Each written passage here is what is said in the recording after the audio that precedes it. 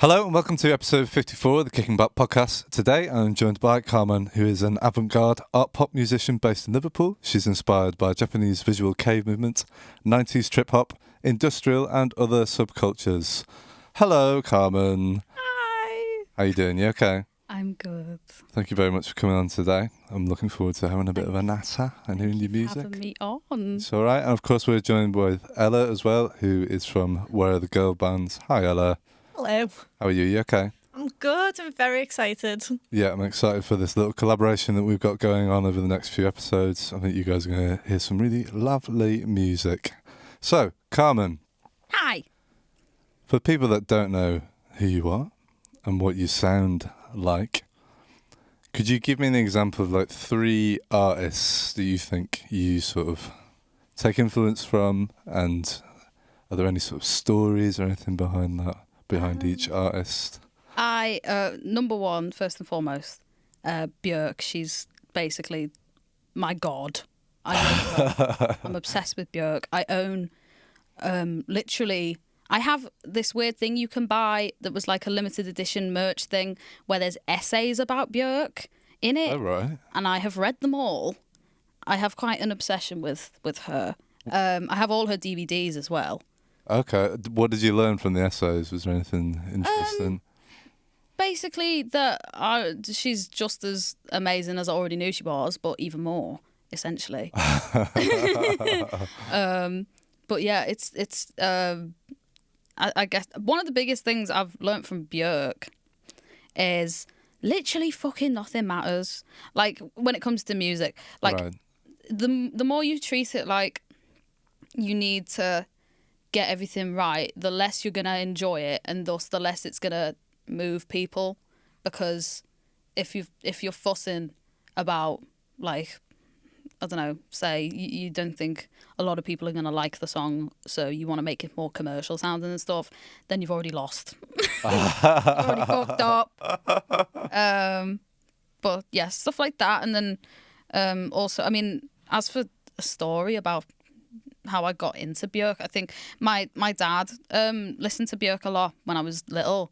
Right. He showed, first song I ever listened to of Björk was Play Dead, which is a song that I believe went alongside a movie, and it's like an orchestral trip hop mix.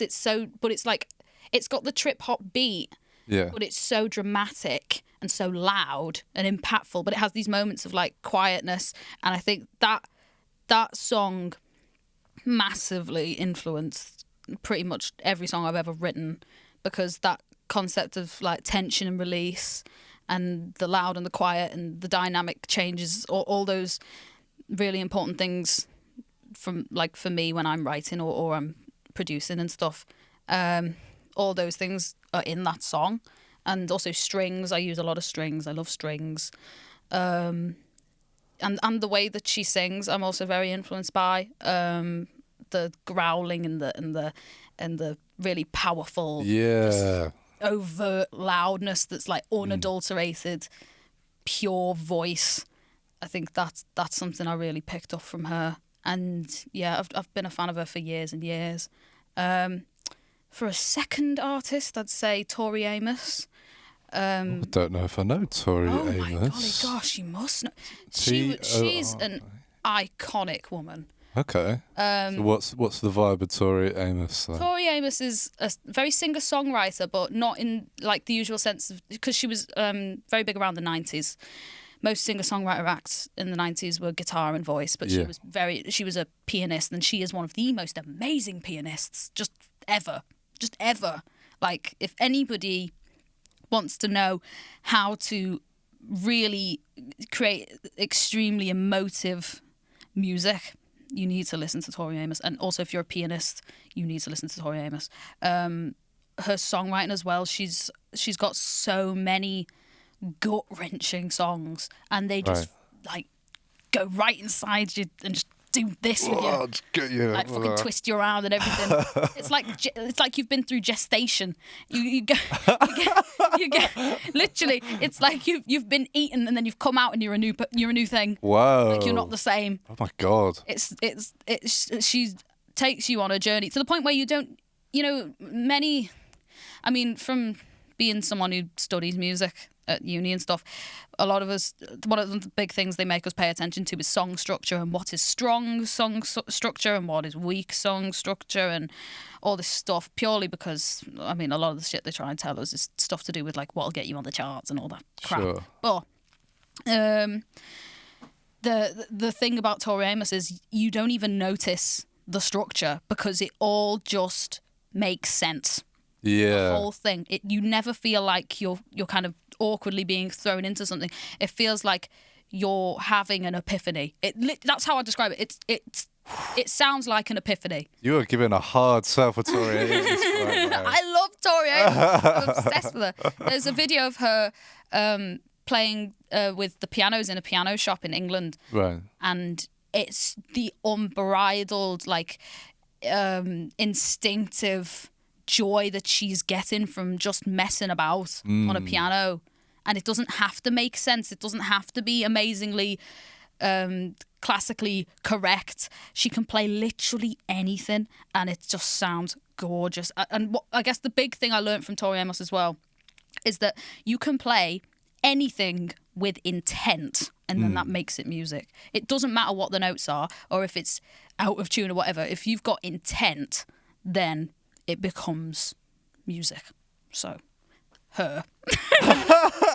Where would you recommend I start on the Tori Amos? Is there an album? Little Earthquakes. Little Earthquakes. Yeah. You heard it here first, people. My favourite song on Little Earthquakes is Precious Things. That's what it's called, isn't it? Yes, Precious Things. Right. And also Crucify. Crucify is an amazing song because it's got so much passive-aggressive attitude in it. Yeah. It's just gorgeous. And Precious Things is so... I've very rarely been able to find musicians that I relate to when I listen to their songs. Okay, right. But with Tori Amos and Björk, are like the first ever musicians I listened to their songs and I went, fuck, that's like, I've been there. Especially with Precious Things. Precious Things speaks so, like, heavily to the female experience, especially if you're a woman who grew up trying to do the whole please everybody, look pretty, be skinny, be the queen of the fucking prom or whatever. You know what I mean? Like, if you've been that woman, you will listen to Tori Amos and you'll probably just have floods of tears. Or if you've ever been like a people pleaser, or you've ever let people treat you in a way that you shouldn't have allowed them to, you're going to listen to Precious Things and you're going to break down and cry. You are. It's an amazing song. But third artist. I love how much passion you have for Tori Amos. So much passion for That's Tori Amos. great. If I ever meet her, I'm just going to start crying. But yes, third artist. Oh, it's very difficult because they're all. I've got like so many contenders to fill up that trip hop section. Yeah. And I think I'll have to go with Massive Attack. Okay. Massive Attack. The album Mezzanine. That album changed my fucking life. I'm so like overly obsessed with stuff. But Go on. Mezzanine is one of the most amazing albums of all time. Just point blank. That's a bold statement. I don't care. It's one of those albums where you listen to it and there's no skips. There are no skips, and you're on a journey the whole way through. I recommend getting the fucking vinyl and listening to it on vinyl and just sitting there and just taking it all in because it's actually so... it's so dark. Yeah. But it has these moments where, like, there's, like, light, but it's... I don't know how to describe it. Like, to me, when I listen to music, I'm kind of in a room. Okay. And the room that I'm in when I listen to that album is it's very dark, but there's like these lights kind of moving very slowly and they're quite dim, and there's these sprinkles in the music that kind of like signify that kind of light just shining over and just moving across, and it's so like it's one of those kinds of like albums where, because it's dance music essentially, because it's trip hop is like a dance music, but it's also like a whole thing of its own. Yeah. It's got that repetitiveness, it's got that groove. And you kind of, I mean, I don't know if you've ever listened to Tool. A bit when I was younger. It's kind of like the way that Tool does it, where it's kind of like keeping you on a hook and it's kind of, it's, what's the word? It's not addictive, but it is addictive. It's like, you know, you're kind of strapped in for the ride. They've got you. They've got you in a grip. Yeah. It's that, but so it's got that element of dance, but it's also got this like, in Japanese it's called setsunai. I'm trying to remember how you describe it. It's like this bitter sweetness, and somber that is so like, I don't know how to describe it. It just hits you. It doesn't have to be super overtly sad or overtly anything, but you just listen to it and you fucking know. Also, the song Teardrop is on that, and you've probably heard Teardrop. A lot of people have heard Teardrop. Yeah. It used to be on a hospital drama. But that song, the woman who sang that song, I believe she recorded that either after. She was dating Jeff Buckley. Oh, That song was recorded after his passing. And it's a lot of people, I don't know if she's ever said that it is. I've heard people mention that it is, but that it's about that or that it's reflective of her feeling at that time. And when you listen to it with that context, it suddenly becomes such a like bittersweet song. It's like, if you listen to it on its own, you'd be like, oh, this is so ethereal and so pretty. And then you realise it's got that context of losing someone. One of my favourite lyrics of all time is in that song. What's the lyric? It's, love is a verb, love is a doing word. Yeah. Gorgeous, gorgeous lyric. Because that just encompasses what love is. Love isn't just like, oh, I just have love. It's a feeling. You're doing it. You are actively loving someone. And that's, well, but basically that album and Massive Attack, absolutely amazing album. Those were some solid answers there. I appreciate the detail. I'm going to go away and do some serious listening to this. Right. I can send you a playlist after as Please do. I've got a Please playlist do. just filled with stuff I'm obsessed with. Just throw that at me. I'm all about listening to new stuff. So Ella, you've worked with Karman before. Yes. You want to tell us a little bit about your guys' like relationship, what you've been doing, and also why you think Karman's so fucking awesome? Because let's be honest, she is fucking awesome. Truly. I feel like it was 2017, 2018 maybe. God, was it? Yeah, when you first sent over your initial EP. I was a baby. No, and do you know what? When you listen to that EP, with the knowledge of like having seen you perform now, you do feel like such like a young, like, not fragile, but like, I don't know. Baby. It's so interesting listening to it now, because I remember when you first sent that over, it was like a very sort of, you know, not nervous, but you were not sort of like demanding in the way you message us. Like, we get a lot of people on girl bands messaging us like, hi, like, can you make some content for us, like, etc.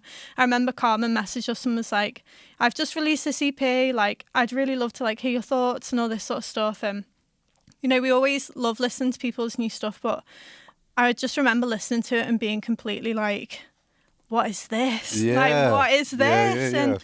And the passion with which Karman has just described all of those musicians is very much how I feel about Karman and Karman's music. Like, all of the stuff you're saying about, you know, gut-wrenching or just like feeling consumed by music. I feel like, you know, you will completely understand when you listen to the live performance what I mean by that. It's just completely transcendent, and the things that you talk about in your music are topics which are so difficult to even think about, and are things which, like you said, I think, you know, you can listen to music and really enjoy it, but sometimes music just is a mirror to things that you've experienced in a way that feels really revealing as well to yourself. And I feel vulnerable listening to Karman's music. I feel like I'm being exposed when I listen to Karman's music sometimes.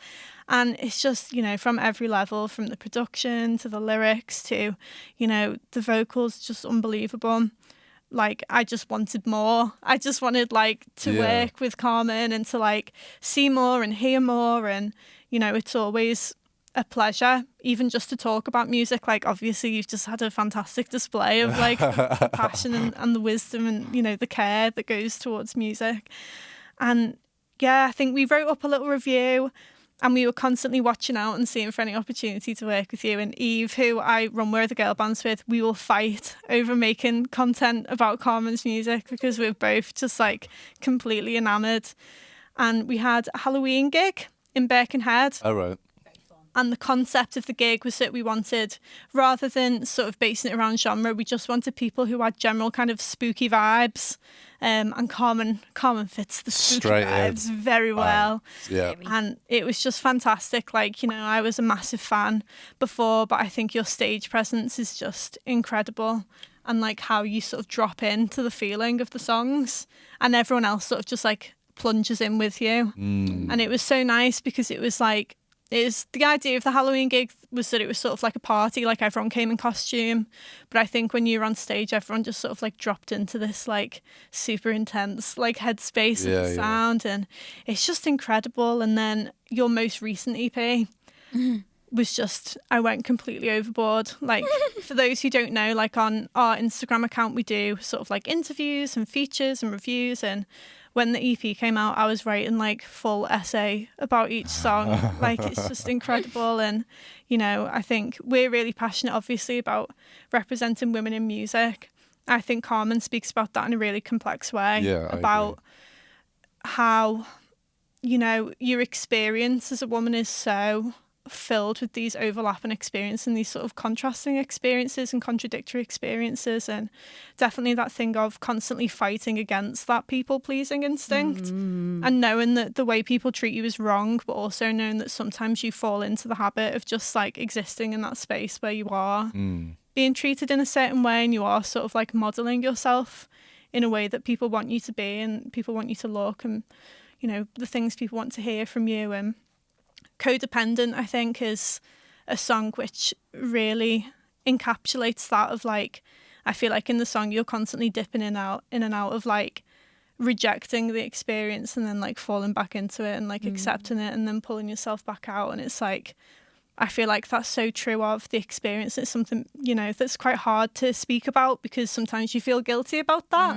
about how like, as a woman, you know, in your relationships and also like in your career and in music, you know, sometimes you do just like drop into the standards that people expect of you or that are put onto you, and then you like have this like sort of emerging from that, which is quite painful and quite difficult. And you know, those are very difficult things to articulate, and it's hard for me to like summarize it in a nutshell. And I think you do that in your music, and listening to that for the first time I was like, that's it. Do you know what I mean? And like that's always so incredible when someone voices an experience that you've never been able to voice yourself or even, you know, really visualize or like understand, and then for someone else to like speak that to you through something which is also like so beautiful and so powerful is just an amazing thing. So any opportunity we have to like show everyone Karman, we will absolutely take it. Thank you. Awesome. That was one hell of a sell. Yes. Awesome.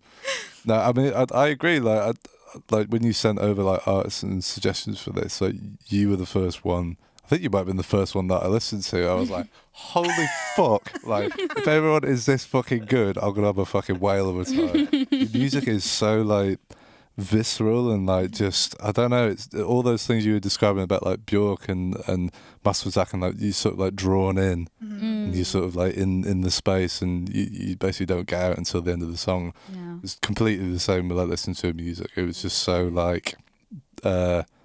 different, and I was just immediately drawn to it. So well done, you. You're fucking nailing it. Thank you. I think after that kick-ass introduction, we're going to go over to your live session now so people can hear what it's all about. So, people at home, enjoy Karman's music, and we'll be back to talk some more about it afterwards. See you in a second. Hi, I'm Karman, and today I'm going to be doing a session for you on Kicking Back podcast in collaboration with Where Are the Girl Bands.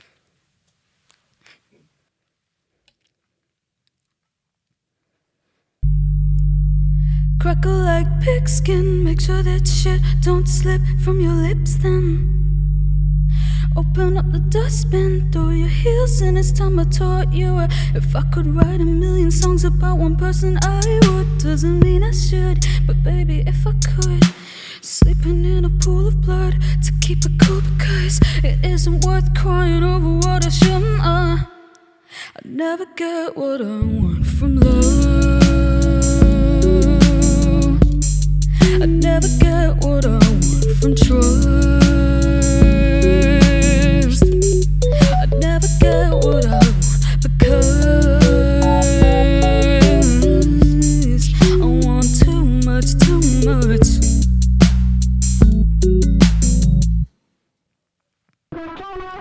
Pull my earrings out, break your windows and hide it. Not even like I tried. I left a trail of stones so that you could come find me. If I told you I lied, would you rip out my hair and shove it inside my throat? And when I throw up, would you be by my side then? I guess you won't. I never get what I want from love. I never get what I want from trust. I never get what I want because I want too much, too much.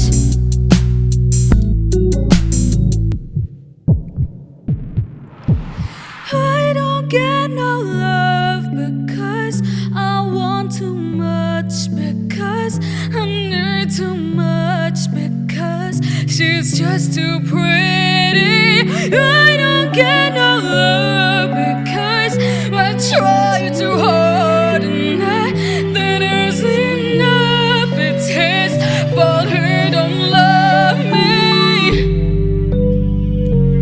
It's his fault he don't love me. It's his fault he don't love me. It's his fault he don't love me. It's his fault he don't love me. It's his fault he don't love me. Oh, it's his fault he don't love me. It's his fault he don't love me. It's his fault he don't love me. It's my fault he don't love me. It's his fault he don't love me.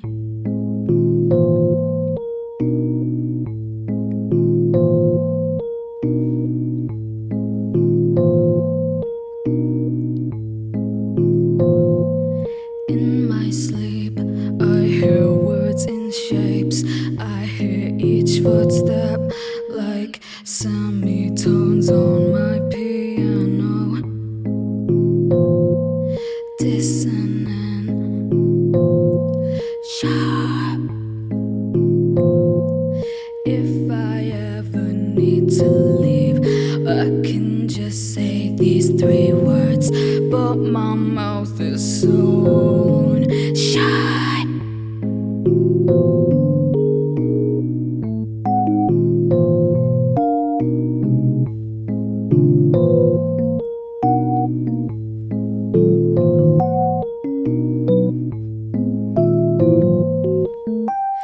Laying on the cotton plank, nails drive through my palms and blood pours down my forehead.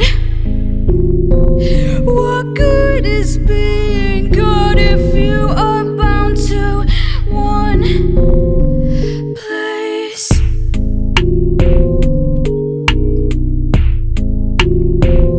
No, I'm not God here, I'm an angel.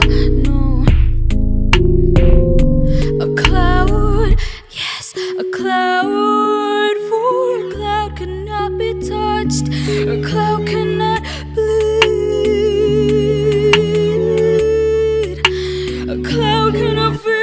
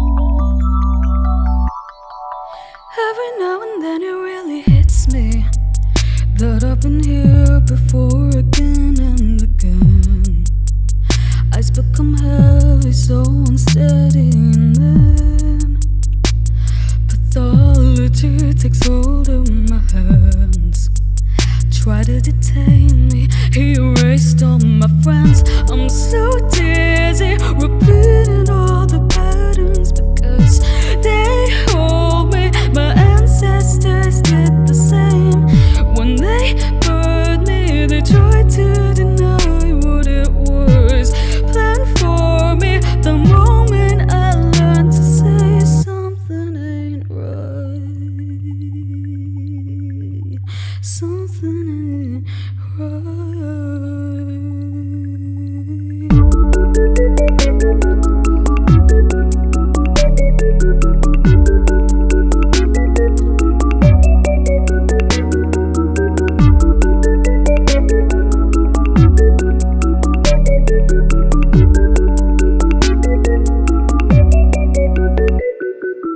Every now and then I do what fits me, but I can't find a safe way out of this maze. Turn around the corner, a dead end in my face. There were just things that some people can't erase.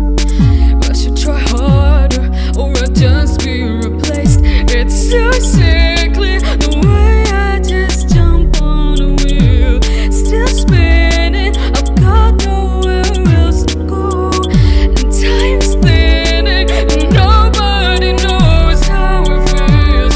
So greatly, I've got nothing else to show what this feels like,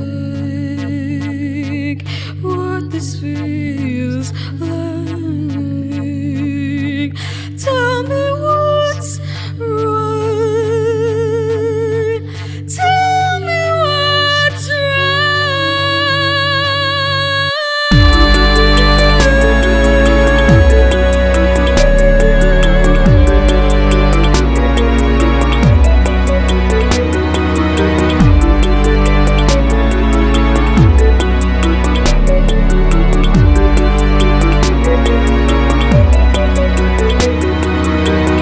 Looking good a little day away to someone who can spend the rest of theirs with me.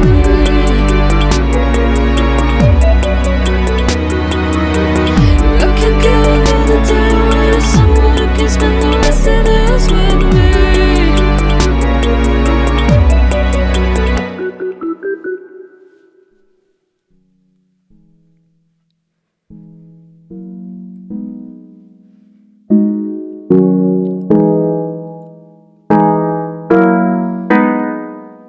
Don't get why you feel unstable. Now you know how much I need you. Intravenous codependent, you could get away with murder. Yeah, you could get away with murder.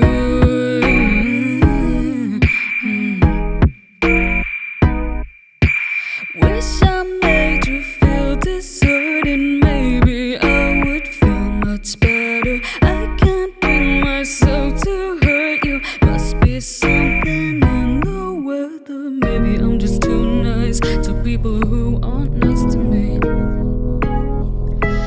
Maybe I'm just too kind to men who don't think twice for me. He said, you're lucky that I see you this much. Other people wouldn't say that shit. Just make me feel bad for wanting to love you, and it makes me feel like shit. See you hiding your intentions only makes me more pathetic. I'd do anything to feel you. You do nothing to assist it. You say, I guess I can't help it. Never try to think logistics. You could find the time to fix it. You just wanna be oblivious.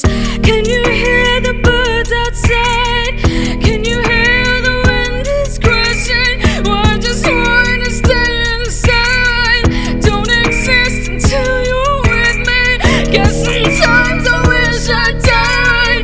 Took a few more pills than heroin, but I really can't decide if you truly love me. Don't you play with my emotions. Now you know I'd never leave you.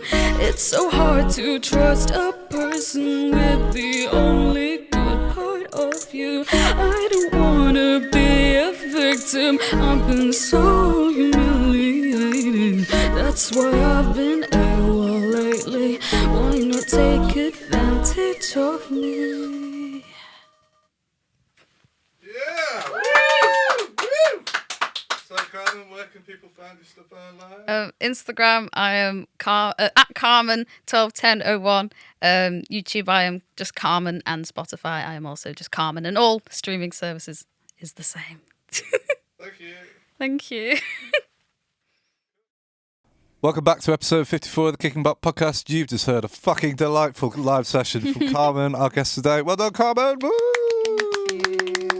That was great. I really, really enjoyed that. Thank you. So, tell me about each of the songs that you did. 4 songs, what they're about, how they came to be, all this stuff. Okay.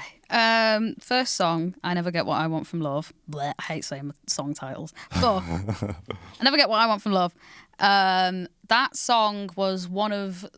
It's one of the first songs I ever wrote in my life. Oh, really? Yeah. Okay. I wrote that song when I was 16. I'm 20 now. I basically... Funny story, I wrote it in the bath. I was in the bath and I got the idea for that first phrase, that... And because I was listening to Radiohead, you know,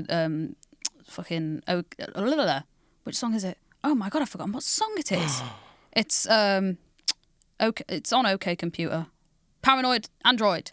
Oh, yeah. Yeah. Believe. I'm probably wrong, but there's a lyric in it that says the crackle of pigskin, and I thought that was so clever because, you know, you can get pig cracklings at the supermarket. But like it's the crackle of the skin, and I thought that was like, ooh, that's so like gory. I love it. And I was just listening to that, and I was like, wait a hot minute, and then something started coming to my head, and I was like, crackle like pigskin. Make sure that shit don't slip from your lips. And I was like, because I'm just a rapper apparently. I've got the rhymes, but in my head I was just like, that sounds sick. And I was in the bath, so I was like, shit. And then I got my phone, and I was literally on Google Docs, like out of the bath, writing the whole thing, and it was all just coming together like in my head. And by the end of the bath, I had the whole song, and then I got out of the bath and then went and produced it. But yeah, basically the song. 16 and 17. Those years of my life were not it, sis. They weren't. No. They were not. Weren't happening. They weren't happening at all. They did not slap. 16 was the worst one, but it kind of bled into 17. Sure. But that time I was horrendously depressed. Like depression to the point where you just can't fucking move. Yeah. You know what I mean? You're just paralyzed. You're like, life is just gonna fly on by. I'm gonna stay here and it's gonna be fine, surely. It was that, and then also I'd just gotten out of a horrendous relationship, and it was that song's kind of how I felt after that relationship. It kind of felt like throughout my life, people who were supposed to love me or protect me and care for me were letting me down. Right.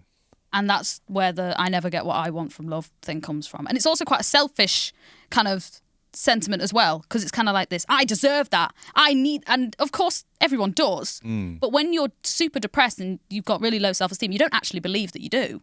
So it's kind of this you feel like you're selfish because you don't believe you deserve it. You feel like you're being demanding. And that's where the I never get what I want. It's mine. I should have it thing kind of comes from. And it's this kind of repetitive attempt at seeking validation from people who are never going to give it to you. And one of the hardest things in life to do is to make the realization that you don't need to keep waiting for them. That's one of the biggest things. Sure. When it comes to like the verse sections and like the stuff surrounding the chorus, the main hook of it, it's very like, how would I describe it? It's kind of like this neurosis feeling where you're in a million places at once because you're so scatterbrained because of what you've been put through that you can no longer really place yourself. And like that lyric about pull my earrings out, break your windows and hide. Not even like I tried. I left the trail of stones so that you can come find me. That lyric is kind of like that desperate attempt at getting someone to notice you. It's like pure attention seeking. Like, I'm going to break your fucking windows and I'm going to make it so obvious that I've been here and if you don't follow me, then what the fuck else is left? That's kind of what it is. And then in that bridge section where it's, I don't get no love because I want too much because I need too much. It's that kind of the inner self-deprecation talking to you about how you feel, like how you actually feel, regardless of what you perceive to be your delusion that you deserve love, when you still do, but you think it's a delusion because you don't feel like you do. That bridge section is the voice that's saying, like, I don't get love because I'm just too difficult to deal with. I'm just too much for people. I'm the problem. That's the tone of that voice. And obviously the last part as it trails out is it's his fault he don't love me, and then it's my fault he don't love me. It's that fuck you, but on the inside it's fuck me, I'm stupid and shit. But that's kind of what the whole thing was about. It was like, God, I've been let down throughout my whole life. Whether it was in romantic relationships, whether it was in my family relationships, I have been very let down. And that was kind of what the whole thing was about, essentially. Okay. God, that's depressing. But hey, you got a fucking great song out there. But yeah, the second song, Sleep. Sleep is a very strange song. Sometimes sleep is too much for me. Like, sometimes I'm like, why the fuck did I write this? Basically, Sleep came from a poem that I wrote a couple of months before I actually turned it into a song. Okay. So that whole passage, the lyrics, is formatted as a poem. And basically it was about, because I've got really bad sleep problems because I've got ADHD. I've got a lot of different diagnoses that go kind of merge together. I'm autistic as well. And I get really bad insomnia. And there was a period of time where when I did sleep, it would have to be, I'd have to exhaust myself before I could fall asleep. I'd be falling asleep at like 8 a.m. and then staying asleep till 6 p.m. and shit like that. And during that sleep that I was in, I was having very peculiar dreams. Okay. But they were kind of like suffocating. Like, I didn't feel like I had, you know, there's lucid dreams where you can like control what's happening in your dreams. It was kind of this weird mesh of, I felt like I had agency, but everything was kind of just happening to me, like at me. I've got no clue what it all meant. But I'm not one of those people that's like, what do my dreams mean? But basically, the lyrics in that, well, in the poem and in the song, were basically me kind of alluding to the comparison between when you're in a dream, you're the main character in a much more intense sense than you are in your own real life. You're very much a main character, which means that in your dream, literally everything actually really does revolve around you. When you're in real life, no, but in your dreams, yes, everything revolves around you. Yeah. And so that kind of is like, you could see that as you control everything, or you are the center of the universe. And then you can make that comparison to being a god in your dream. You are the one who controls the environment, the scenario, and all that shit. So basically the lyrics, like laying on the cotton plank, so the mattress, nails drive through my palms and blood pours down my forehead is like Christ. But you're being nailed into the bed. You're paralyzed in bed. You're asleep. And then what good is being God if you are bound to one place is... I'm only God when I'm asleep. I don't have control of my life until I'm asleep because I can't even control when I fall asleep. When I fall asleep, suddenly I'm in control. and stuff like that. It's a very strange. I don't even know how to like explain it myself. It makes sense when you read it. That's the best way to put it. When you read the lyrics, it's this kind of like, I don't know. It's a very it's a song that kind of unravels as it goes along, and it's like I'm making new conclusions with every verse. Like it goes from I'm not God here, I'm an angel. No, a cloud. A cloud can't be touched, and a cloud cannot bleed. And this idea that I can't get hurt in my dream the same way I can get hurt in real life. And a cloud cannot feel, meaning nothing that's happened to me right now is actually going to impact me. But in real life, someone could do something very, very little to me, and I'll be thinking about it for weeks because that's the kind of person I am. And it's basically just the philosophy of dreaming and being asleep, essentially. It's a really interesting concept. It's not really something I'd thought about. When you're like, so you're saying that you write poetry, and are you sort of like a lyrics first kind of person? I'm all over the place. You just do a mix master. Sometimes it starts off with the production. Sometimes it starts off with a piano motif or a drum beat. Sometimes it starts off with lyrics. Sometimes it starts off with a melody. It's literally all over the place. Yeah. I'm not one of these people that has that stupid idea that that the moment that you've reached an obstacle in songwriting that you should stop and trash it. There's loads of people that have this idea that like you're in the middle of the song, if you've not finished writing the song within the next hour, then you need to trash it. Oh. And I'm like, that's a bit weird. I got told that in sixth form. What? Yeah.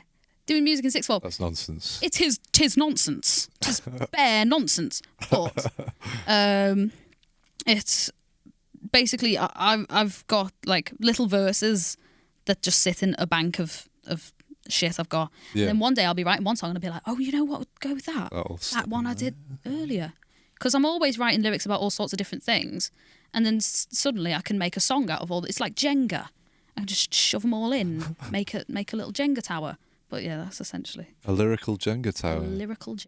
Beautiful. And when you like, when you're like writing all this stuff down, is this to sort of like help you process stuff? Does it help you process things? Yes. Getting it down on paper. My whole life, I've had a lot of mental like illness issues, and I'm obviously, as an autistic person, it's almost part and parcel with being autistic these days that we are all suffering from a mental illness because we don't get treated very nicely. But essentially, I never received any proper help with any of my mental health issues because, I mean, when you've got that many things going on with you, it's very strenuous. You could be on a waiting list for God knows how long. And, you know, for me, the most important thing was just get the autism diagnosis out the way, and then whatever comes. Sure. And also I had an eating disorder when I was 16, and that was horrendous. And I didn't get any therapy for that. It just didn't come with the issue. Yeah. Right. Why? It's a mental illness, but yeah. So basically, when I wrote "I Never Get What I Want from Love" and that whole EP, that was me coming out of the eating disorder. I was in kind of recovery, kind of relapsing every so often. I had bulimia, and basically, it's a very difficult eating disorder to recover from. Sure, yeah. Like even now, sometimes I still have relapses, but you know, I'm thanks to me discovering this way of coping with my shit, I've gotten a lot fucking better. Yeah. Because when you externalize your thoughts, suddenly it's not like you're looking at it from your perspective. It's like you're looking at it from an outside perspective. Yeah. And sometimes that's what you need, because as much as I know for a fact people who have mental illness, we fucking hate when people tell us what to do. We fucking hate it. People are like, oh, just go for a jog. Fucking read a book. You know, we fucking hate it. But when sometimes you just fucking need it. And especially if it's you seeing it from the outside, you can then gain that clarity. And you look at it and you go, wow, why was I thinking like that? Yeah. And you sympathise, especially if you've left a song for a very long time and you look back at the song. Like that first EP I made, I look back at those and I'm like, why did I let myself get treated like that? Yeah. And suddenly things start to unravel and you slowly begin to heal a lot of wounds. And for me, the most therapeutic part of doing music is when I get to release it. That's the best part because it's like, So it's out there. the burden is held until it's released. Oh, interesting. It's like the meditation on my experiences is happening during the writing, the producing and all that stuff.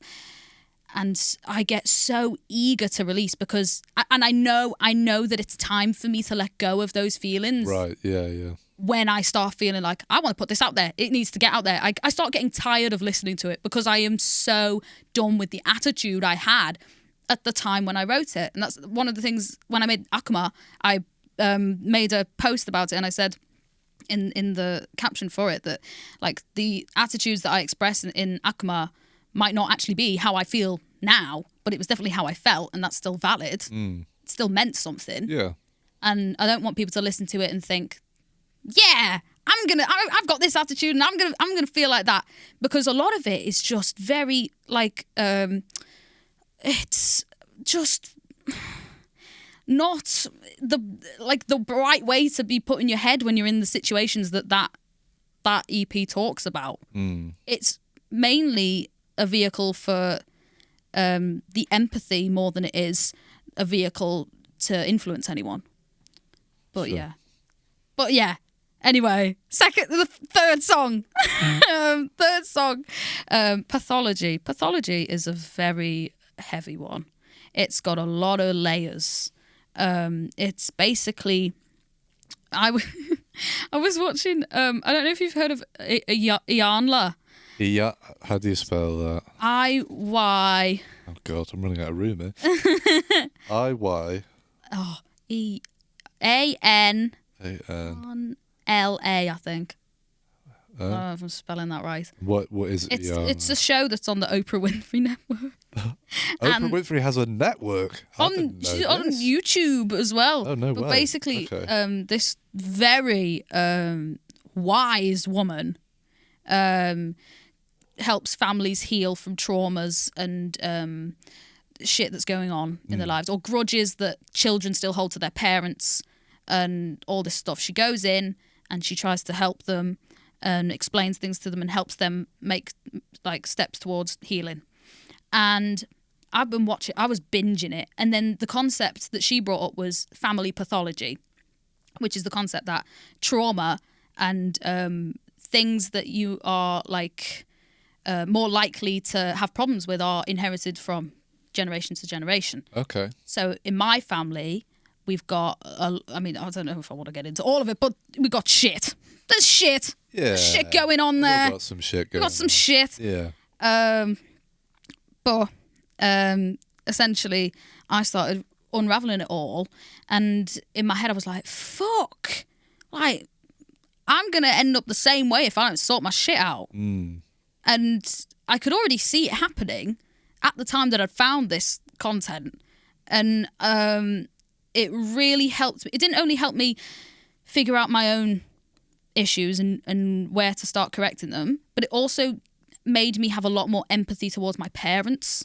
Okay. A lot more, because one thing that can happen, because my parents are split up, and one thing that can happen a lot for kids whose parents are split up is you can feel a lot of resentment toward both of your parents, because maybe one parent you feel like isn't providing enough for you even though they're trying their best, but you can't have that perspective because you're not them. Sure. Like my mother doesn't just have me, she has my sister and my brother, and we all have special needs. And she works a part-time job and, you know, all this shit. Barely makes ends meet. But when I was younger, I had this kind of dealt with resentment for both of my parents, but at one time for my mother, because when you're a kid, you want to feel protected, you want to feel like you're safe, you want to feel like you're stable. And as much as I knew that she wanted it for me, she couldn't provide that at the time. And it made me feel like I wasn't being looked after, even though I was. It's just when you're a kid, you feel like that. And when I started unraveling these things, I started having just more empathy and understanding like that everyone on this planet is inherently good. No one is born a bad person. No. And it also helped me have a lot more empathy for my father. My father, I had the first proper conversation with my father on my 20th birthday. And all of a sudden, everything started to fucking click. And I was there like, we're exactly the same. We are exactly the same. Me and my dad are so similar. And now I've got way more love for him than I ever have. Even though we're in a much more difficult situation than we ever had been. Yeah. It's weird. But basically, that song is about that realisation that you've been caught in a loop and you've been doing the same things and repeating the same behaviours and perpetuating the continuation of sorrow, that addiction to pain in your life. And it's also about forgiveness. And forgiveness is such a tricky topic for people who've experienced trauma because at no point do you ever want to forgive the person who hurt you and really fucked you up. You don't ever want to forgive them. But you have to stop looking at it as forgiving the action and look at it as I'm giving myself permission to let go. I'm giving myself permission to stop letting this have such a grip on me. It doesn't make what happened okay. It doesn't mean it's still not going to hurt me, but it's about getting ready to move on. And that's why I say when I release music, it's that release. That was the moment where I knew, yeah, I'm over this now. I need to just fucking get on with it. But yes, that's what that song's about. That's what that song's about. Yeah, and then codependence. Codependent is another very complicated. All of my songs are fucking complicated, but That's good. Codependent is a very complicated song. Codependent is about this kind of back and forth of guilt and this kind of feeling that you are owed shit. It's like if you're in a relationship and that person isn't quite like, they don't know how to deal with some of the shit you've got going on, which at the end of the day, we can never ever feel bad about the fact that people have that we can't not like people for maybe not getting shit. Yeah. Because some people are very lucky and have had very calm lives. Yeah, that's it. It's no fault of their own. But you're in a relationship with someone who maybe hasn't experienced the same things as you and stuff. And sometimes you can feel a bit isolated. You can feel a bit like, fuck, if they don't understand me, then who the fuck will? Yeah. And there's this kind of feeling of, you should make time to understand everything I'm going through. But then on the flip side, understanding that you literally cannot help the fact that they have not experienced the same things you've experienced. And no matter of Googling It's going to make up for that. Yeah. It's a whole thing of this kind of entitlement mixed with the guilt that you know that if you ever aired these thoughts out loud, you'd realise how horrendous they are. Because there are things in that song that I would never say to a person in an actual conversation. Things like, you could make the time to fix it, you just want to be oblivious. But that's just the little voice in my head trying to tell me that everybody's got it out for me and they all want to hurt me from trauma. That's how it all happens. So the whole process of that song is basically me explaining why I'm having these thoughts. And that lyric at the end, where it's I don't want to be a victim, I've been so humiliated, that's why I've been AWOL lately, why not take advantage of me? It's, look at how much of a shit situation I'm in. I am so fucking mentally fucked. Why wouldn't you hurt me? I am in no position to stand up for myself right now. It's the fear of pushing forward with a relationship because you feel so vulnerable and you don't want what happened to you before in a relationship to happen again. Yeah. Because you're still the same person you were when that happened. And it's like your brain is tricking you into thinking that this person is going to do the same things that person did. So, yeah. That's what that song's about. Nice.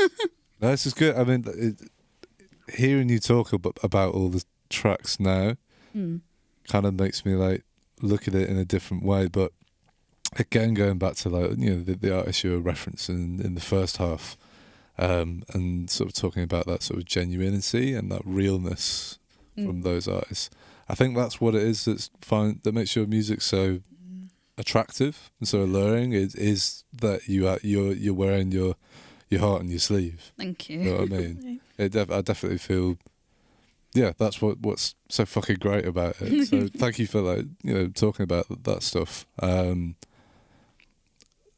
Have you got anything coming up? Anything that you want to tell people about? What's in the pipe works? In the pipe works is some stuff, but I can't say what it is. Oh, it's a secret. But it's exciting though. It's very exciting. Do we know when this exciting thing is going to be happening? Don't know. You're so mysterious. I know, I'm so mysterious. Tell everybody my life story in like 5 seconds. But yeah, basically some cool stuff. To put it in a way, I am going to be heading down to London a few times over this year. So that's the clue. That's the only clue you're getting. Right. But that's essentially what's going on. Okay, nice. And if people want to find out what this mysterious thing is, where would they find out? Where would they follow you? They would find that out on the dark web. Find it out. Instagram is Karman121001. And my YouTube is Karman. And then all my streaming services is Karman. Again, Karman. Nice. Just making sure, because some people just don't know how to spell my name. But yeah, Karman. That's my name. That's my name. It's been an absolute pleasure. I do have one more question for both of you before we wrap this sucker up. If you could sum this podcast up in 3 words, what would it be? Shit, you go first, please. Go on, Ella. Just whatever comes to mind. Bad at summarising things. I'm a waffler. Waffler too. Goosebumps. Oh. Yeah. Gut wrenching. Aw. Still yours. And genuine. 3 Gs. G. Oh, G. a little bit of alliteration for you. Very nice. We stand. What you got, Carmen? Nerve-wracking.